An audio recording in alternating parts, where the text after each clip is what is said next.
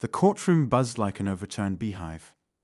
Whispers and murmurs flitted between the spectators packed into the gallery, their faces drawn with equal parts anticipation and unease.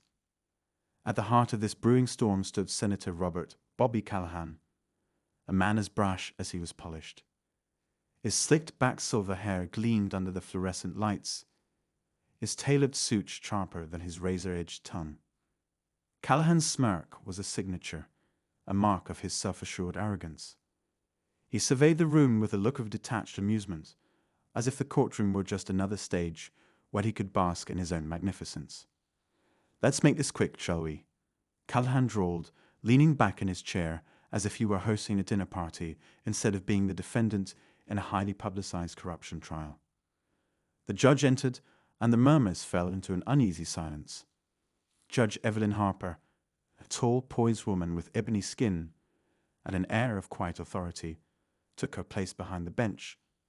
Her robe billowed slightly as she moved, a symbol of justice that seemed heavier in her hands. A reputation preceded her. She was known for her razor-sharp intellect and unyielding fairness. But Callahan didn't see fairness. He saw a challenge. "Well, isn't this rich?" Callahan said loudly, his voice cutting through the silence like a blade.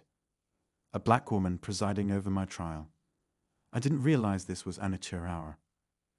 Gasps rippled through the courtroom.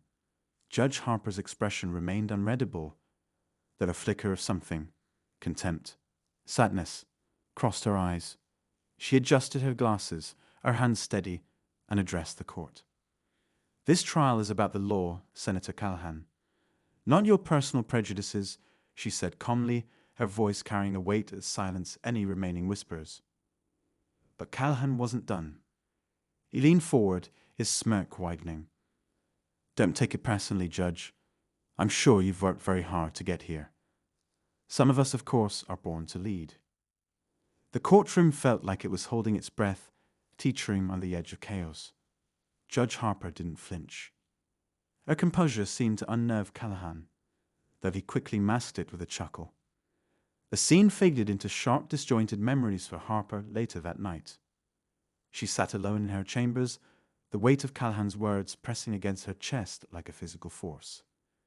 It wasn't the first time she'd faced such blatant disrespect. But this felt different, personal somehow. A photo on her desk caught her eye. A late father, a civil rights lawyer who had fought tirelessly for justice. His voice echoed in her mind. "Dignity, Evelyn. No matter what they throw at you, hold on to your dignity." But how could dignity prevail against a man like Callahan? The thought churned in her mind like a storm, unsettling and relentless. Meanwhile, Callahan celebrated his perceived victory at an upscale restaurant, surrounded by sycophants who laughed at his every word. Yet even in his moment of triumph, there was something hollow in his laughter, a flicker of unease in his eyes. Far from the opulence of Callahan's world, a shadowy figure sat in a dimly lit apartment. The walls were covered with photographs, newspaper clippings, and strings of red yarn, connecting them like a web. At the center of it all was a picture of Callahan, his smug face circled in red. The figure muttered to themselves, their voice low and gravelly. It's time he learned what justice really means. The pieces were in motion, though none of the players could see the full board yet. The courtroom would only be the beginning, a spark that would ignite a fire none of them could control. Senator Callahan strode confidently out of the courthouse the following morning, basking in the flash of cameras and the shouted questions of reporters. His legal team flanked him like a shield, but Callahan waved them off, taking center stage as he always did. "Justice will prevail," he announced, his voice smooth and practiced. "The charges against me are baseless, and when the truth comes out, we'll see who's really guilty." The crowd of reporters lapped it up, their pens and microphones capturing every smug word. Callahan smiled, certain he'd spun the narrative in his favor. Behind him, Judge Harper's car pulled out of the courthouse parking lot. Through the tinted windows, she watched the spectacle, her jaw tightening. At home that evening, Harper tried to shake off the day's tension. She poured herself a cup of chamomile tea and sat by the window overlooking her quiet street. The warm glow of a desk lamp illuminated her study, casting long shadows on the walls. She opened a folder filled with documents related to Callahan's case, but her mind wandered. She thought about her conversation earlier that day with her longtime friend and confidant, Martin Delaney, a prosecutor known for his integrity. "You need to tread carefully, Evelyn," he had warned. "Callahan's got friends in high places, the kind of friends who don't play fair." "I'm not afraid of him," she'd replied, though even as she said it, she felt a flicker of doubt. "Fear isn't the problem," Martin said, his tone grave. "Arrogance is. Don't underestimate how far men like him will go to protect their power." Martin had always been her voice of reason, and yet, for the first time, she wondered if even he could be trusted. Elsewhere, Callahan met with a key ally, William Harker, a shadowy figure who operated behind the scenes of politics like a puppeteer. Harker's office was dimly lit, his face partially obscured in shadow as he leaned back in his leather chair. "You're making waves, Bobby," Harker said, his voice low and measured. "But you're also making enemies." Callahan scoffed. "Let them try. Nobody can touch me, and you know it." Harker steepled his fingers, his expression unreadable. "Perhaps. But don't get too comfortable. Power is only as strong as the alliances that hold it up, and alliances can crumble." "What are you saying, Harker?" Callahan asked, his bravado faltering for the briefest moment. "I'm saying be careful where you step. Not everyone in your corner is as loyal as they seem." The warning hung in the air, but Callahan brushed it off. He couldn't afford to appear rattled, even in front of Harker. Back in the courtroom, the trial continued, with Harper maintaining her usual composure. Callahan's defense team was skilled, their arguments razor sharp. But Harper noticed subtle cracks in their foundation. A misplaced document. A witness who seemed unusually nervous. She decided to speak with Martin after court adjourned, hoping to strategize. They met at a quiet cafe, their conversation hushed. "Something's not right," Harper said, stirring her coffee absent-mindedly. "Callahan's team is too confident. It's like they know something we don't." Martin nodded, his brow furrowed. "I've been looking into his financials. There are discrepancies, small enough to avoid suspicion, but big enough to raise red flags if you dig deep enough." Harper leaned in, her voice low. "We need to be careful. If Callahan finds out we're onto him—" "Leave that to me," Martin interrupted. "You focus on the trial. I'll handle the rest." Harper hesitated, studying his face for any sign of deceit. Martin had always been trustworthy, but the stakes were higher now. Could she really be sure of anyone's loyalty? Unbeknownst to her, Callahan had planted a mole in Martin's office. A junior staffer desperate for money and willing to sell information to the highest bidder. As Harper and Martin strategized, the mole was already feeding Callahan details that could derail the case. The illusion of progress began to unravel, though neither Harper nor Callahan realized how precarious their positions truly were. That night, Harper received an anonymous note slipped under her door. It was hastily written, the letters uneven and jagged. "They're watching you. Trust no one." Harper's pulse quickened as she reread the note, her mind racing with questions. Who had sent it? And why? At the same time, Callahan sat alone in his study, a tumbler of whiskey in hand.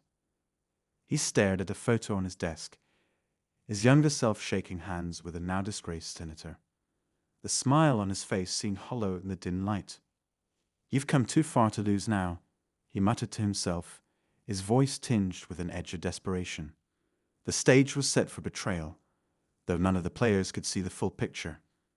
The threads of loyalty and deceit were tightening, and the illusion of stability was about to shatter. The courtroom was eerily quiet as Judge Evelyn Harper reviewed the latest evidence presented by the prosecution. The trial had taken an unexpected turn, with new documents painting a damning picture of Senator Callahan's financial dealings. His confidence seemed unshaken, but Harper noticed the subtle signs of strain, the tightened jaw, the fleeting glance at his legal team. Harper felt a flicker of hope. The prosecution's case was building momentum, and for the first time it seemed that justice might prevail. She trusted Martin Delaney, who had worked tirelessly to uncover the discrepancies in Callahan's accounts. His commitment had been unwavering, a beacon of integrity in a world rife with corruption. That evening, Harper met Martin at his office to discuss the next steps. He greeted her with his usual calm demeanor, though something about him seemed off. His movements stiff, his smile forced. "Good work today," Harper said, taking a seat across from him. The new evidence could be a game-changer. Martin nodded, but his gaze didn't meet hers. Instead, he busied himself with the papers on his desk. "Yeah, it's promising." "You don't sound convinced," Harper said, studying him closely. "What's wrong?" Martin hesitated, his hand lingering over a file. "It's nothing, just the usual stress." But Harper knew him too well. "Martin, if there's something I need to know." Before she could finish, the door burst open, and two men in suits stormed in, flashing their badges.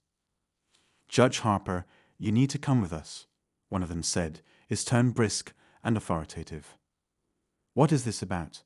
Harper demanded, rising to her feet. The man handed her a folder. "We have reason to believe you've been compromised. Evidence has surfaced suggesting you've been colluding with the defense." The accusation hit her like a physical blow. "That's absurd. I've done no such thing." The agent's expression didn't waver. "We have documents signed with your name and emails traced to your account. They show communication with Senator Callahan's team, outlining a plan to dismiss the case." Harper's heart raced. "This is a setup. Someone is trying to frame me." She turned to Martin, expecting his support, but his face was pale, his expression unreadable. "Martin, you know I'd never." But he cut her off. "Evelyn, don't make this harder than it needs to be." Her stomach dropped. "What are you saying?" Martin finally looked her in the eye, and she saw something there she hadn't expected. Guilt. "I had no choice," he said quietly. "They came to me weeks ago, threatened my family. I tried to protect you, Evelyn, but they were watching every move we made. You betrayed me." Harper's voice cracked, disbelief and anger mingling in her words. "It wasn't supposed to go this far," Martin said, his voice trembling. "They promised they'd leave you alone if I cooperated." Harper felt the ground shift beneath her. The man she had trusted, the man she had confided in, had been working against her all along. The realization was a knife to her heart. As the agents led her away, Harper's mind raced.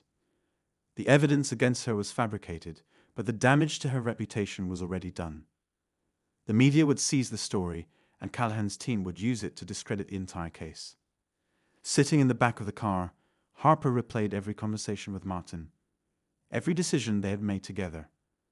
The betrayal cut deeper than she could have imagined, not just because of the personal loss, but because it meant Callahan might walk free. Meanwhile, Callahan sat in his penthouse, watching the news coverage of Harper's arrest with a triumphant smile. The plan had worked perfectly. The fabricated evidence, the mole in Martin's office, it had all come together seamlessly. Justice, huh? He muttered to himself, raising a glass of whiskey in mock salute. Looks like the good judge got a taste of her own medicine. But even as he celebrated, a part of him couldn't shake the feeling that it wasn't over.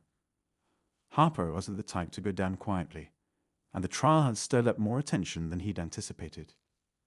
In her holding cell, Harper sat alone, her mind racing with plans. The betrayal had shaken her, but it hadn't broken her. She still had allies, people who believed in her integrity and knew the truth. The betrayal was devastating, but it also brought clarity. She realized now that the fight wasn't just about Callahan's corruption. It was about the systems that allowed men like him to thrive. And she wasn't about to give up. The hidden betrayal had shifted the game, but Harper was already planning her next move. The cell door slammed shut behind Judge Harper, the cold metal echoing in the small, sterile room. The reality of her situation weighed heavily on her, betrayed by her closest ally, accused of crimes she didn't commit, and with her career in shambles. She leaned against the wall, her head in her hands, replaying the events that had led her here. She had believed in the system, in the power of justice to prevail against even the most corrupt adversaries. Now that belief felt fragile, almost naive. If Martin, the person she trusted most, could be swayed, what did that say about her judgment? As the hours dragged on, Harper began piecing together the threads of her case. The fabricated evidence, the mole in Martin's office, the threats against him. It all pointed to a larger conspiracy. This wasn't just about Callahan's arrogance or ambition. It was about preserving a system of power that people like him thrived in. She closed her eyes and thought of her father, his unwavering commitment to justice despite the dangers he faced. The truth will always come to light, Evelyn, he used to say. But sometimes you have to dig for it. Meanwhile, outside the walls of the detention center, the story of Harper's alleged corruption spread like wildfire. News outlets dissected every detail, while public opinion was sharply divided. Some believed she was innocent, a victim of a political smear campaign. Others were quick to condemn her, calling for her immediate removal from the bench. Callahan, for his part, capitalized on the chaos. In a televised interview, he feigned sympathy for Harper, while subtly reinforcing the accusations against her. "It's a shame, really," he said, his tone dripping with insincerity. Judge Harper was a respected figure, but it seems even the most trusted individuals can fall prey to temptation. This trial has exposed more than I expected, and I hope it serves as a lesson for us all. Behind closed doors, however, Callahan's confidence was beginning to falter. His team had intercepted whispers of Harper's allies gathering evidence to clear her name.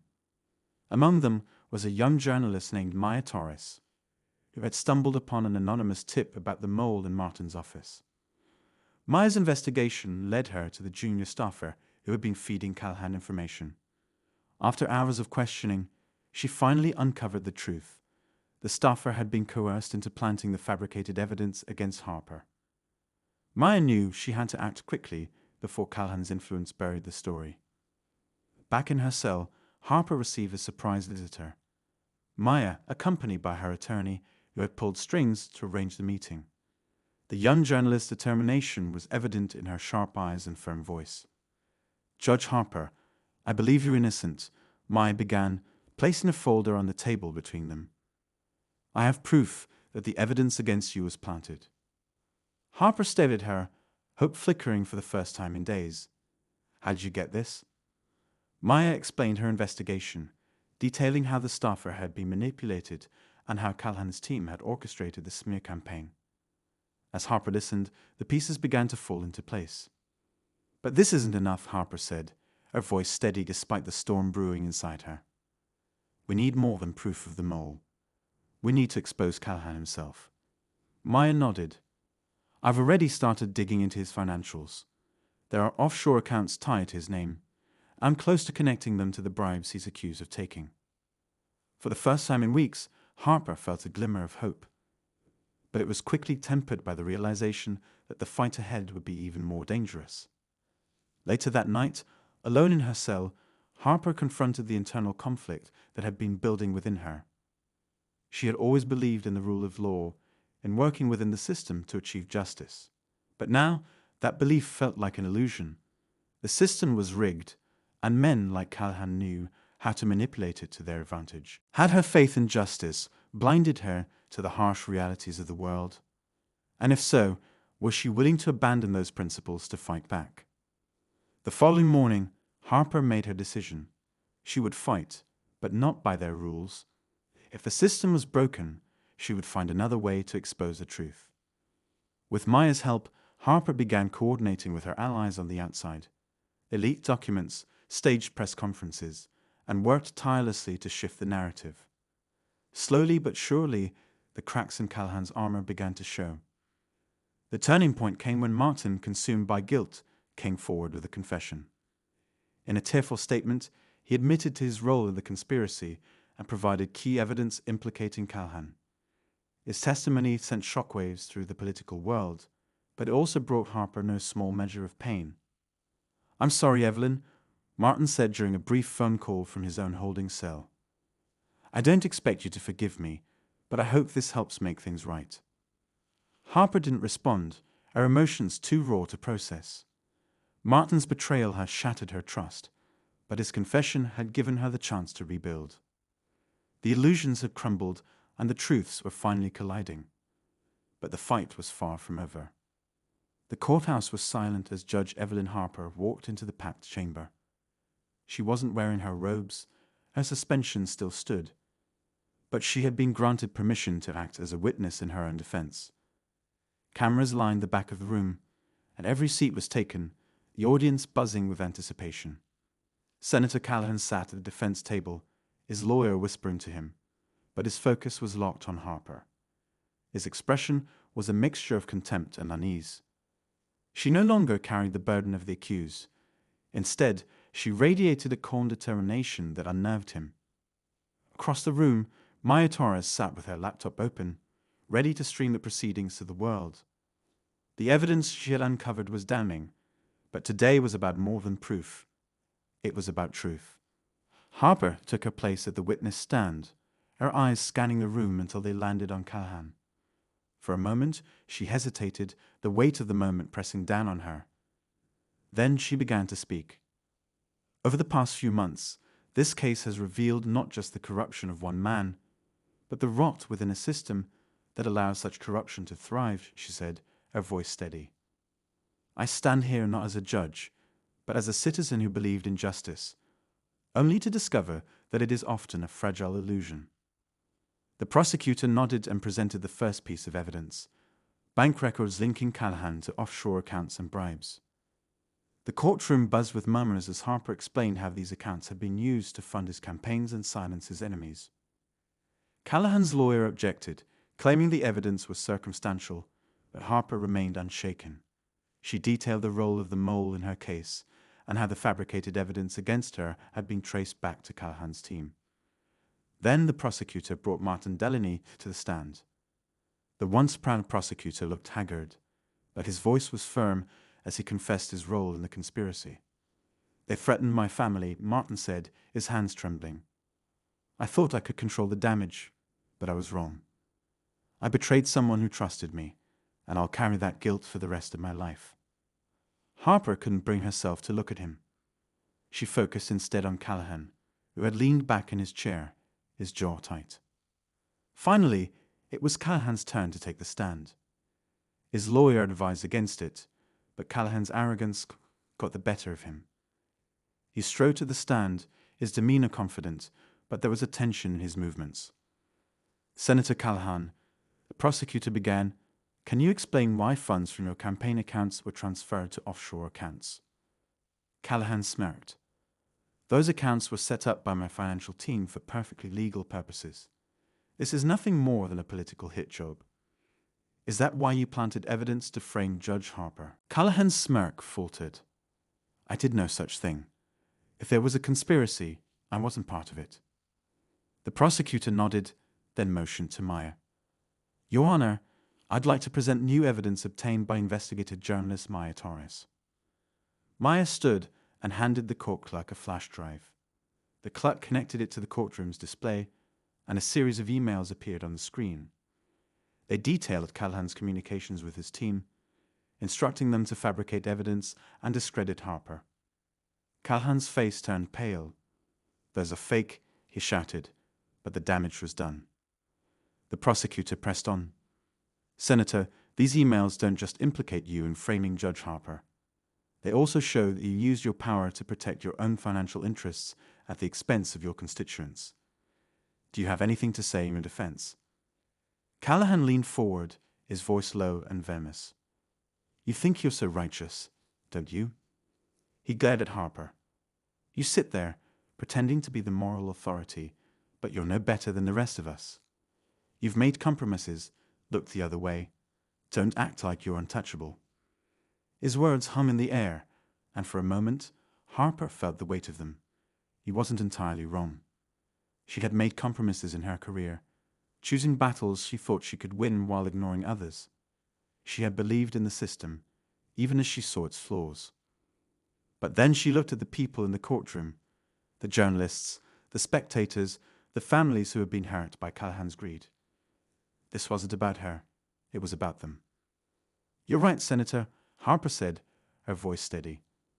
I'm not perfect. I've made mistakes. But the difference between us is that I'm willing to face the truth. You, on the other hand, have spent your life running from it.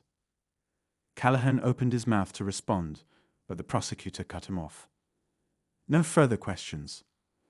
As the trial concluded, the jury deliberated for hours before returning with a verdict. Guilty on all counts. The courtroom erupted in whispers, but Harper remained silent, her gaze fixed on Callahan as he was led away in handcuffs. For the first time, she saw him not as a powerful adversary, but as a man consumed by his own hubris. Later that evening, Harper stood outside the courthouse, watching as the crowd dispersed. Maya approached her, a satisfied smile on her face. "You did it," Maya said. Harper shook her head. "We did it, but the fight isn't over." Maya nodded. "What's next?" Harper looked out at the city, the lights twinkling in the distance. "We keep digging. The truth is out there. It always is. We just have to be willing to find it." As the night deepened, Harper felt a sense of closure, but also a renewed sense of purpose. The revelations of the trial had shaken her to her core, forcing her to confront her own flaws and the brokenness of the system she had once believed in. But it had also given her a new resolve. The truth wasn't just an ideal, it was a fight, and it was a fight worth having. The courthouse steps were quiet now, the reporters gone and the crowd dispersed. Judge Evelyn Harper stood alone under the city's streetlights, her breath visible in the crisp night air. The trial of Senator Callahan had concluded, and justice, in a sense, had been served. But as she stared into the distant horizon, Harper couldn't ignore the hollow ache in her chest. Callahan had been found guilty, his empire of deceit dismantled, but the scars of the battle lingered. Martin Delaney's betrayal still stung, and while his confession had helped turn the tide, it hadn't absolved the pain of his actions. Harper knew she would never fully trust someone in the same way again. Maya Torres approached quietly, her footsteps echoing in the stillness. She carried her camera bag over one shoulder, her face a mixture of satisfaction and exhaustion. "Any plans now?" Maya asked, her tone light but curious. Harper considered the question. For years, her life had been defined by the courtroom, by her unwavering faith in justice. Now that faith felt tarnished. She had seen firsthand how the system she once revered could be weaponized against those who dared to challenge it. "I don't know," Harper admitted. "There's so much brokenness. I thought exposing Callahan would feel like a victory, but it doesn't." Maya nodded. "Because it's not just him. There are others like him, hiding in plain sight." Harper glanced at the young journalist, her determination a stark contrast to Harper's wariness. "You've put a good head on your shoulders, Maya. Don't let this world weigh you down." Maya smiled faintly. "I won't, but you're not done either. People still need someone to stand up for them." Harper didn't respond immediately. She turned her gaze to the city, its lights flickering like distant stars. The trial had exposed Callahan's corruption, but it had also revealed cracks in her own foundation. She had believed that the truth, once uncovered, would bring clarity. Instead, it had brought more questions. She thought of Callahan's parting words in the courtroom. "You've made compromises. Look the other way. Don't act like you're untouchable." He wasn't entirely wrong. Over the years, Harper had learned to navigate the grey areas of the legal system, making choices she thought were necessary. Had those compromises made her complicit in the very system she fought against? As the city hummed with distant traffic, Harper reflected on the cost of her pursuit of justice. Callahan's conviction had come at a price. A reputation tarnished, her friendship strained, and her faith shaken. But it had also brought moments of clarity. She had seen the power of resilience, the importance of allies like Maya, and the need to confront uncomfortable truths. The question now was whether she could continue the fight without losing herself in the process. A few weeks later, Harper visited Martin in prison. The room was stark and cold, the air thick with unspoken tension. Martin looked thinner, his face drawn, but his eyes held a glimmer of hope when he saw her. "Evelyn," he said quietly, "I wasn't sure you'd come." I wasn't sure either, Harper replied, sitting across from him. But I needed to see you, to understand. Martin exhaled deeply. I don't expect you to forgive me. I betrayed you in the worst way. But I never stopped believing in what you stood for. Then why? Harper's voice cracked slightly. Why didn't you come to me when they threatened you? I was scared, he admitted. For my family, for myself. They made it clear what they were capable of, and I thought I could protect everyone if I played along. Harper studied him, searching for the man she once trusted. You made your choice, Martin, and now we're both paying for it. I'll never forgive myself, Martin said, his voice barely above a whisper. Harper leaned back in her chair, the weight of his words pressing down on her. She didn't know if she could forgive him, but she realized that holding on to anger would only consume her. As she left the prison, Harper felt a strange sense of closure. Martin's betrayal had fractured something inside her, but had also forced her to confront her own flaws. Months passed, and the city moved on from the trial. Callahan's name became a cautionary tale, a symbol of the corruption that still lingered in the halls of power. Harper returned to her chambers, but she approached her work with a new perspective. She no longer saw the law as an unassailable force for good. Instead, she recognized it for what it was, a tool, flawed and imperfect, but still capable of bringing change when wielded with care. One evening, as she prepared for a quiet night at home, Harper received a call from Maya. Evelyn, I found something, Maya said, her voice tinged with urgency. What is it? Harper asked, her pulse quickening. There's another case, Maya explained. A corporation burying environmental violations, and they've got ties to politicians who were close to Callahan. I think it's bigger than anything we've seen before. Harper closed her eyes, exhaustion washing over her. She had just begun to feel a semblance of normalcy, and now another battle loomed on the horizon. But as she listened to Maya outline the details, she felt a flicker of something she hadn't experienced in months. Purpose. Send me what you've got, Harper said, her voice steady. As she hung up, Harper stared at the city skyline, its lights glowing against the darkened sky. The fight for justice was endless, but it was a fight worth having.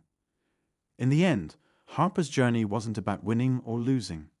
It was about the choice to keep going, to confront the brokenness of the world while holding on to the hope that it could be mended. The cost of justice was high, but the alternative was far worse. And as the night stretched on, Harper knew that her story was far from over.